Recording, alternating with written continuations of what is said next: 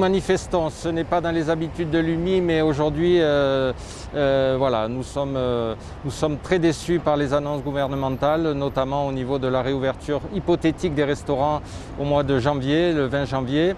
Quand on sait que, bon, aujourd'hui, avec les efforts que nous avions faits pour le sanitaire, pour que les clients soient en sécurité ainsi que nos personnels, aujourd'hui, si vous voulez, on a l'impression que la profession est stigmatisée. Ça voudrait dire en fait que nous attrapons la Covid dans nos établissements. Nous sommes là pour protester et en même temps soutenir une profession qui est particulièrement stigmatisée par les dispositions sanitaires et sécuritaires un petit peu exagérées et voire dépassées.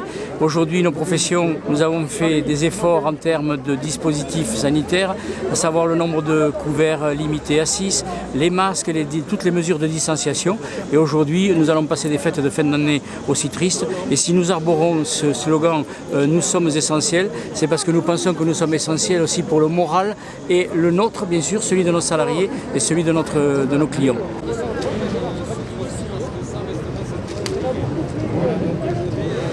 Aujourd'hui, il me semblait important de montrer un petit peu la solidarité de tout le monde qui dans la restauration, les bars, les boîtes.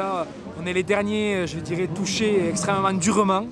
Et ça nous semblait important de le montrer et d'être solidaires.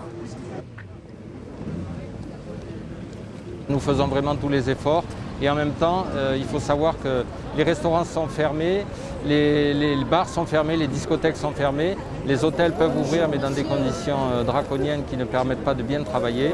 Et il faut savoir aussi, avec bien évidemment les annonces sur les stations de ski, etc., que le tourisme va beaucoup souffrir dans notre département.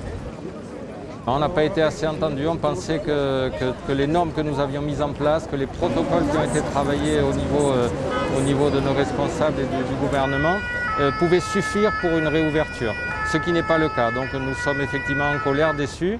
Aujourd'hui, on n'a pas trop de visibilité, c'est ce qui est le plus compliqué.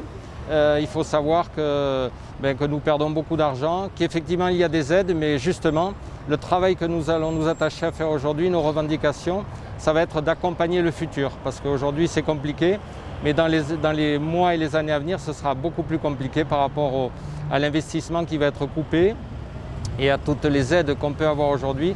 Il faudra vraiment voir les aides que l'on ne devra pas rembourser et les aides qu'il faudra rembourser et de quelle manière.